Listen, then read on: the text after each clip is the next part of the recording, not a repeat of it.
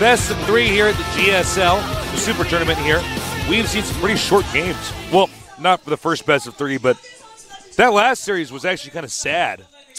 I mean, Czech got outclassed so badly. He did. I feel like the first game, he beat himself. Why would you go for a 6-pool on a map like that? Second game, he just allowed the Terran to set up bunkers and siege tanks outside of his base. I mean, he does the same stylistic way of playing since basically the beta. He just wants to turtle. He just wants to turtle into Roachbane, then walk around the middle of the map, take the map, and go Broodlords. That's what he wants to do. His opponents now just make 2 factories. They're like, all right, 2 factories. They're like, boom, I'll have Marauders in my army instead of not having them. Yeah. And then he's like, oh man, Terran is imbalanced. It's like, no, dude. No. So, we're going to go to our next match. This is, I think, probably going to be the coolest match of today. We have MMA against Lyn. Yeah, that's a pretty cool one, man. Yeah. MMA has been pretty heroish for a long time. Especially in the Team League. MMA, very impressive player. Really been mentored a lot by Slayer's Boxer. Yeah. Was in SKT1. Yeah. He so he has StarCraft 1 way back experience. At the very beginning, right before he became a pro gamer, he was practicing with Artosis, so that's when I knew that he would become a famous Chogosu. That's when we knew for sure that he was going to be a sick Chogosu. That's it. As you said. Now, great player. But Lyn is one of the most successful Warcraft 3 players of all time. Basically, like top 4 most successful. I mean, him, Grubby, Moon, and I'm not confident enough to say who that 4th person would be, but Lyn easily Sky. top 4. Yeah, maybe Sky. Now, over here is MMA, though. Let's talk about him first. He's a member of the team Slayers. Of course, Slayer's Boxer, captain of that team. Very famous StarCraft 1 pro. Indeed. Did not make it into Code S. But here's the thing. He's Code S level. But, I mean, man, when you go up against Liquid Huck, man, you better bring something better than an all-in, man, because Huck is just going to raffle stomp you to the ground. Yeah, Huck's pretty good. So Huck made quick work of that. I mean, what can you say? You're in a group like that against MVP and Huck? Please. You know, I think MMA has got a lot of potential, a lot of promise. I wouldn't be surprised if months from now we see this guy in a finals. Yeah. Of something. Could absolutely occur. He's great at engineering a strategy designed specifically for his opponent. He also has no confidence issues or nerve issues as far as we can tell. Pretty he hides them well. Yeah, if he does. Yeah, I'm not able to read it. And in fact, he's going to MLG with us, Stasis. That's right. It's going to be really exciting. You go see him at MLG, get some high fives, some pictures, you know, bring him gifts, autographs. Bring him a teddy bear. Yeah. I heard he loves teddy bears. Somebody's actually going to bring him a teddy bear. He's going to be like, what? Artos said you love teddy bears. Now, here is Lyn. Lyn is, as you can see, his recent 10 sets not that successful, but overall in pro gaming history, this guy is legendary. Did play Orc in Warcraft 3. Yep. And you love those claws of attack, so we'll probably be seeing plus attack upgrades to his range. Could be. You know, he had some success in He's like +1.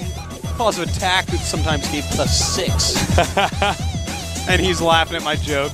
He's like, oh, that Artosis guy is so funny. He's like licking his lips. Because he's a reptilian, Artosis. Oh, that's why he's so good. These guys actually both chatting to each other. Him and Obama right both faces. Yeah, they're reptilians, man. You saw the picture, you think they're not real, man? Like, now, I want to point out, though, Lyn, not as successful. If you compare, like, StarCraft 1 pro gamers to Warcraft 3 pro gamers and their success rate in StarCraft 2, Warcraft 3 players have not had the same kind of success. It's interesting. Inside of Korea, they've had almost no success. Very little. Yeah. Outside of Korea recently, they've had much more. But here's the thing that I want to point out is that StarCraft 2 has been out for over a year now. These guys aren't Warcraft 3 pro gamers anymore.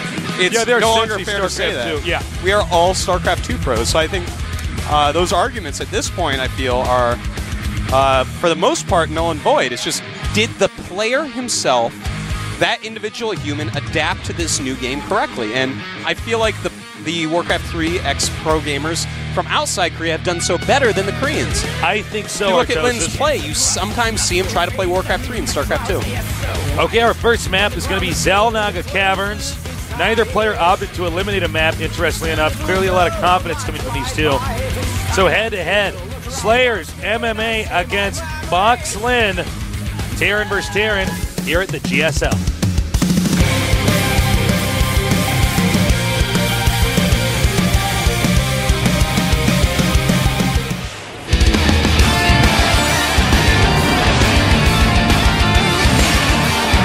Slayers MMA versus FOXLyn.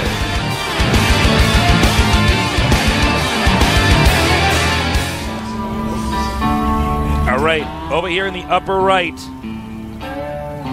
the technique they use in UFC. Also a member of Team Slayers. Slayers MMA. Yeah! Well, there he is. Very handsome young man.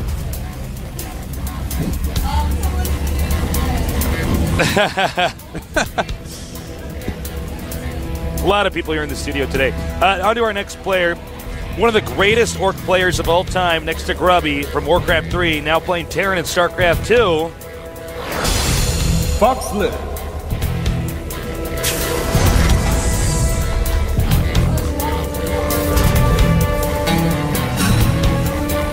All right. The Orc of StarCraft 2. Suck. I was waiting for you to do I that. speak Orc, man. Yeah. I bet you some nerd now is going to actually send you a whole sentence on Twitter in Orc. And I'm going to go to Google Translate and be like, God damn it. Why don't they have Orc? What is this? Well, remember to add us on Twitter. I am Artosis. He is Call Me Tasteless. And also GomTV. Yeah, add us. It's actually very important because Twitter is awesome when we look at it all the time. Yeah, stop being old. Somebody's like, yeah, but I don't need more stuff broadcasted. I mean, you don't have to tweet and use Twitter. You can just follow live feeds, get news updates. But it's a lot of people in StarCraft have formed these little communities where they all follow each other and chat about the game in Twitter. And you too can get into that. Yeah. So go and do that. It's the future. It's the present, and it's the recent past. It's the recent past. Yeah, man. It is now. Well, right now, Lyn, he is getting 1 gas and just pumping some Marines, whereas MMA has already started his command center. I'm really interested to see what he's going to do with this. Obviously, he's going to make a factory. If he makes a tech lab in Marauders, I think I might go insane. Uh-oh. We're going to have to get you some Thorzane. Stop that psychosis. I'd love to see Thorzane in the GSL. Yeah, me too. He's good. Yeah. So it looks like Lyn has actually gone for a very interesting build, or he has expanded to his natural and then made his factory. That's actually really cute. I like that. I don't think it's the most optimal or best, but I like it. Now Lyn smartly shuts the front door so that SCDC MMA can't get in there. Yes, he will. He does. He knows. He's going to see that bunker and back away. Because 3 Marines and an SCV do not take down a bunker with 4 Marines in it. That is for certain. Not even if they're 3-3, I don't think. Count Dracula. Maybe if count. they're 3-3. Uh-oh. Lyn already fallen a little bit behind, losing some extra Marines. And he's actually making a reactor right now. So this is actually really bad, because 3 Marines are coming at him, and he has 2 Marines. The reactor is not even half done, so he is making a Hellion. But these Marines, they turn around, so he's lucky about that. You know, that is always like the most embarrassing thing. That happens to me in PvP sometimes, where he's like, the guy has a Zealot and 3 Stalkers, and I have a Zealot and 2 Stalkers. I'm not making another one, and he's like chasing me home. I'm like, please turn around, please turn around, No, please I've turn had that around. happen too. I know exactly what you're talking about. You're like, oh man, he's trying to be too safe. He could have actually killed you, and you're like, Like he makes the right decision though. So I compliment him on that. I'm like, you sir are playing safe. Lyn is not done. He's moving forward towards MMA. MMA going to send this Marine off to the side to buy more time in case his opponent does decide to chase him down up here to the north. Lyn getting revenge. Revenge.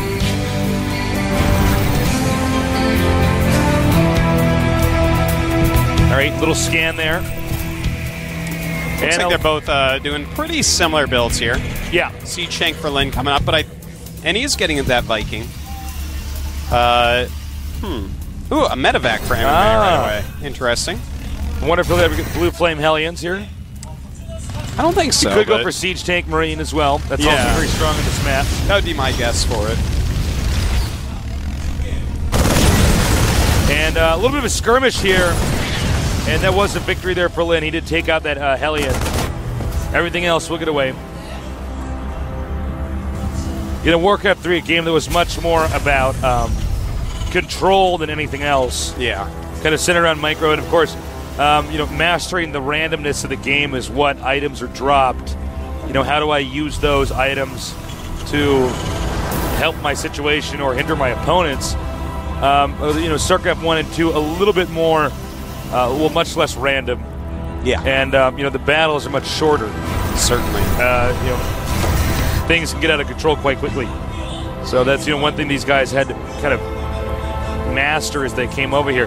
Now, Lyn is moving out, heading northbound, but meanwhile there is a medevac coming here from MMA, and in fact, I think MMA might have a big smile on his face if he can actually drop while the army's not even there. Yeah, this could be very big for MMA, flying deep into the main before dropping off his Marines. Now, he does not have stim, it's only half done, so he knows it's just going to be a light amount of damage.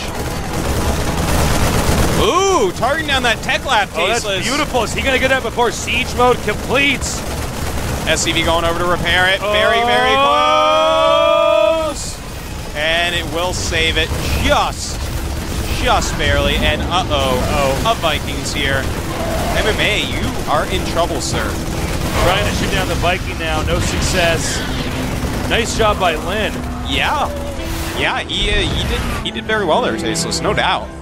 Now, MMA is a bit behind. 70 supply to 62. Lyn in the lead.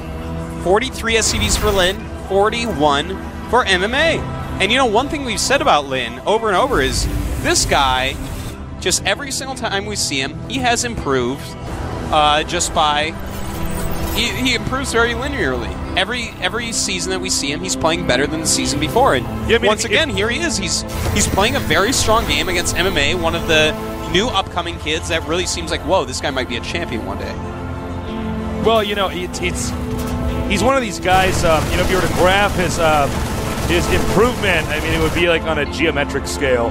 Like, it's not exponential or anything else like that. Yeah. It's very steady. Or anything else like or that. Anything like it's not a parabolic. It's not logarithmic. No, but not at all. No, but he's just gradually improves, as you said. Now, right now, Lyn has managed to sneak forward and control his opponent's Zelnaga watchtowers. Yeah, he's in a nice position. Both players adding a second factory at exactly the same time. Both players +1 attack going to finish at the same time here. Lyn, his stim pack is not quite done yet, but that's fine. He's in a nice defensive position. And, you know, I'm really liking the position Lyn is in. I'm just really impressed right now. Yeah. He's playing very, very well, and in fact, starting his next command center before MMA is. Ma might be in trouble. Ma, not MMA. We are, of course, also excited, as MMA is, to go to MLG, so please check us out down there at that event. If you're down there at the event, feel free to say hi. Yes, please do. We might have to leave if we have to go cast